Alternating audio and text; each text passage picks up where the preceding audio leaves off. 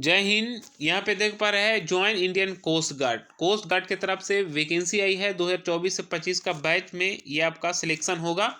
तो क्या कुछ है पूरा डिटेल के साथ समझते हैं। कोस्ट गार्ड की तरफ से आपका बार बार लगातार वैकेंसी आ रही है। अभी जस्ट मैं एक वीडियो बनाया हूँ जो वो कोस्ट गार्ड की तरफ से जीडी पोस्ट के लिए आपका वैकेंसी आया है, जो 18 से 22 साल के बिटवीन में एज लिमिट होता है और वो 10+2 के तहत आपको उसमें आवेदन करना होता है। तो वो भी आपका 10+2 के तहत भी जीडी के लिए वैकेंसी आई है कोस्ट गार्ड की तरफ से।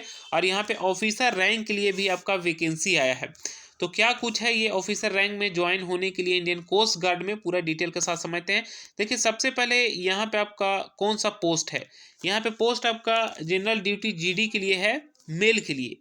देखिए उसमें भी आपका जीडी मेल ही के लिए वैकेंसी था, लेकिन ये आपका हो गया जीडी मेल के लिए हो गया ना। वो जो आपका पोस्ट था वो आपका सामान्य तरीका से था, ये भी सामान्य तरीका से होगा, लेकिन ये जो आपका हो गया बैचलर डिग्री इसमें होना चाहिए, ये थोड़ा सा ऊपर लेवल का हो गया। जैसे में आपका जीडी मेल के लिए जो इसमें हो गया, इसमें इसके लिए क्या क्वालिफिकेशन होना चाहिए, बैचलर डिग्री आपका होना चाहिए 60%। अब बैचलर डिग्री में आपका कम से कम 60% आपका होना चाहिए।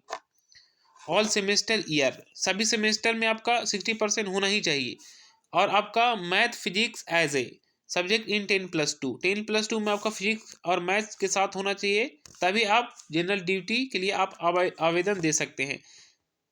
नेक्स्ट यहाँ पे हो गया टेक्निकल मैकेनिकल के लिए बीए बीटेक इंजीनियर आपका होना चाहिए। डिग्री इन नेवल आपका आर्किटेक्चर में आपका होना चाहिए। और मतलब और करके जितना भी लिखा हुआ है इसमें से आपका कोई भी क्वालिफिकेशन एक है तो आप अप्लाई कर सकते हैं। बाकी यहाँ पे टेक्निकल इलेक्ट्रिकल इलेक्ट्रॉनिक्स मेल के लिए आपका इंजीनियर डिग्री इन इलेक्ट्रिकल में आपका होना चाहिए। मतलब इंजीनियर अगर इलेक्ट्रिकल से किए हैं तो आप अप्लाई कर सकते हैं, या और करके इलेक्ट्रॉनिक्स या टेली कम्युनिकेशंस या इंस्ट्रूमेंटेशन किसी भी अगर आप इंजीनियरिंग किए हैं तो आप अप्लाई कर सकते हैं। तो ये आपका पोस्ट था। बाकी यहाँ पे एज लिमिट की बात करिए तो कम से कम 21 होना चाहिए और मैक्सिमम आपका 25 होना चाहिए। 21 से 25 साल के बीच में आपका एज लिमिट होना चाहिए। और इसमें आपका ऑनलाइन कहने की बात करिए जाए तो 15 फरवरी से लेकर 28 फरवरी 2024 तक सभी योग्य उम्मीदवारों आवेदन दे सकते हैं। जनरल ओबीसी ईडब्ल्यूएस के लिए 300 रुपये आपको आवेदन शुल्क भुगतान करना होगा। SC ST के लिए बिल्कुल ही यहाँ पे 0 है।